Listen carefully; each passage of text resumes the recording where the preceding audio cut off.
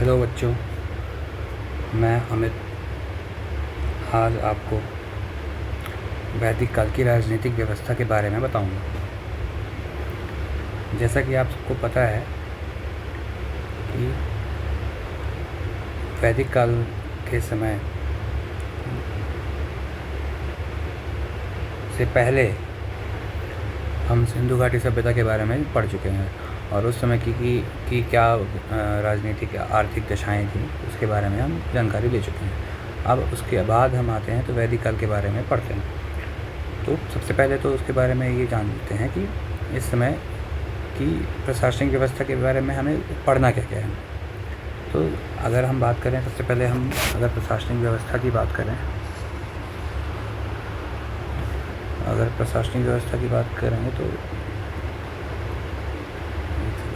Colour change कर लेते हैं। उसके अंतर्गत हम पढ़ेंगे जैसे प्रशासन का स्वरूप क्या था, प्रशासन का स्वरूप क्या है, ठीक है। उसके बाद उसके प्रमुख, उस प्रशासनिक व्यवस्था में सबसे प्रमुख कौन कहलाता है था उस समय, और प्रशासन की उसमें इकाइयाँ कौन कौन सी थी, ठीक है। उसके बाद संस्थाएं कौन कौन सी हैं, और उस समय की कर व्यवस्था के बारे में जानकारी देनी कि कौन कौन से उस समय कर लगाए जाते थे।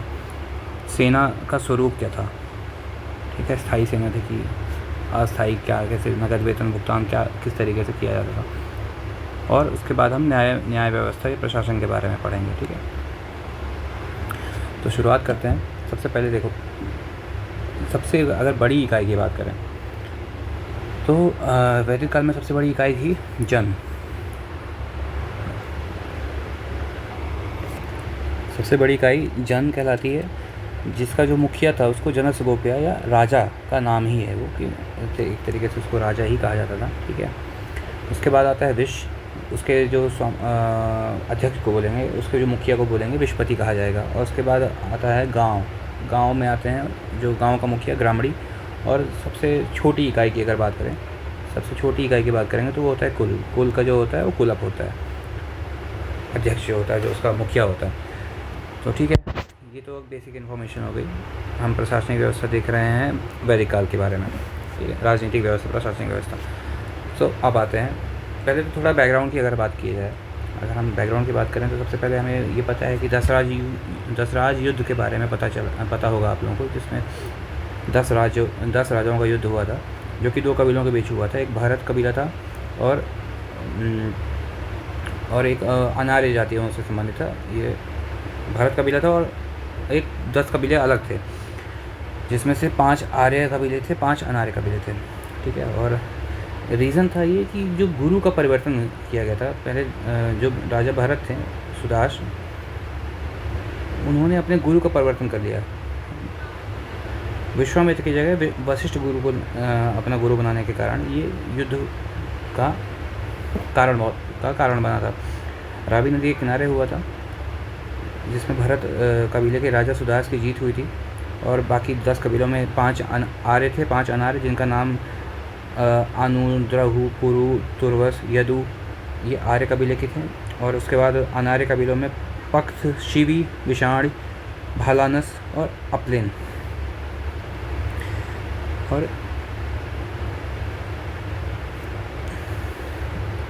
इसके अंतर्गत सुदास की जीत हुई और यहाँ पे पुरुषा राजा की मृत्यु हो गई थी, ठीक है। ये तो एक बैकग्राउंड हो गया। उसके बाद हम आते हैं प्रशासन के स्वरूप पे।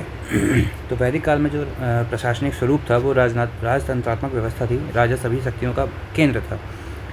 उसके बाद राजा की बात की जाए तो राजा का राज्याभिषेक का प्रचलन था, लेकिन राजा निरंकुश एवं स्वेच्छाचारी नहीं हुआ करता था। मतलब कि वो राजा कमज़ोर था, बेसिकली उसके ऊपर कर लगाने का कोई अधिकार नहीं था, और उसको स्थायी सेना रखने का भी अधिकार नहीं था। और जो राजा का चुनाव होता था, और साथ ही ये पद जो था वंशानुगत था। तो ये तो हो गई प्रशासन का स्वरूप में, और राजा की बात हो गई। अब हम आते हैं, बात करते हैं प्रशासनिक इकाइयाँ कौन कौन सी थी, जो कि हम बता चुके हैं यहाँ ऊपर। जन सबसे छोटी इकाई तो हो गई कुल या ग्रह, जिसका जो मुखिया होता था कुलप या गृहपति होता था। उससे ऊपर अगर जाएंगे तो ग्राम, उसके जो मुखिया का नाम को ग्रामणी कहते थे। उसके ऊपर जाएंगे तो विश्वपति, विश्व होता था जिसका मुखिया विश्वपति कहलाता था। और उसके ऊपर जाएंगे तो जन मतलब जिसका बेसिकली राजा की बात होती है।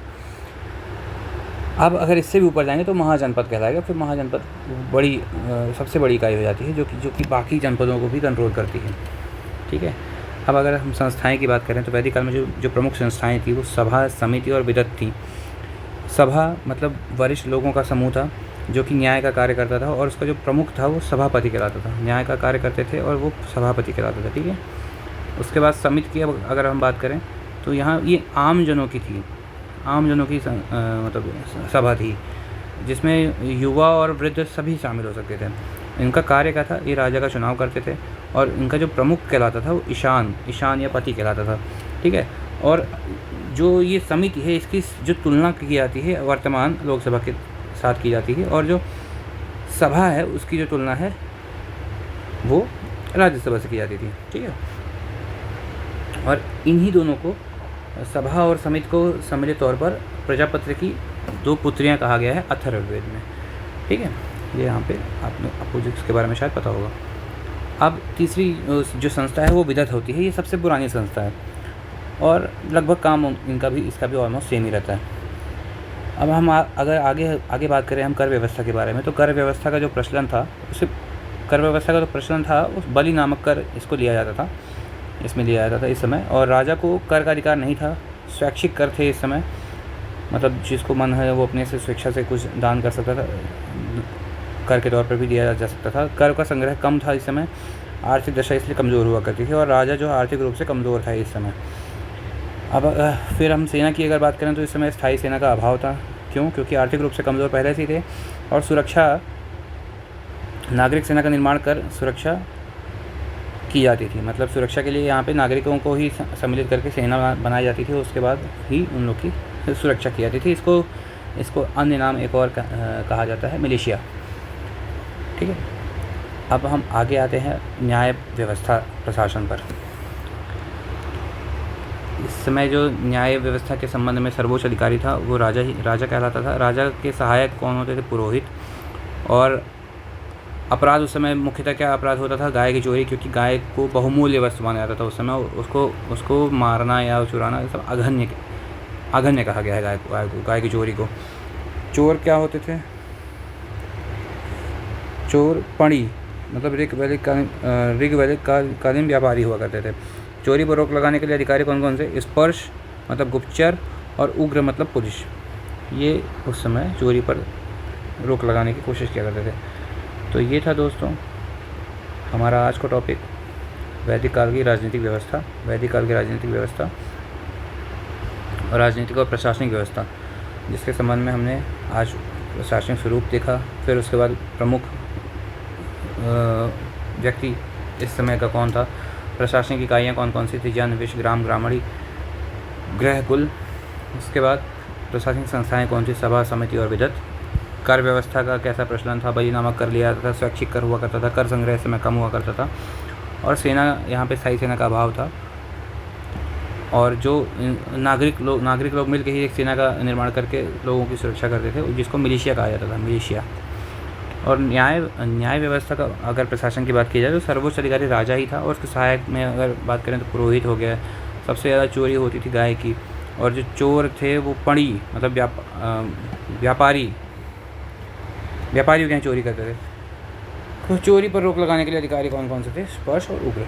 ठीक है, ये था आज के हमारे पास। मिलते हैं अगले वीडियो में, तब तक के लिए पढ़ते रहिए। धन्यवाद।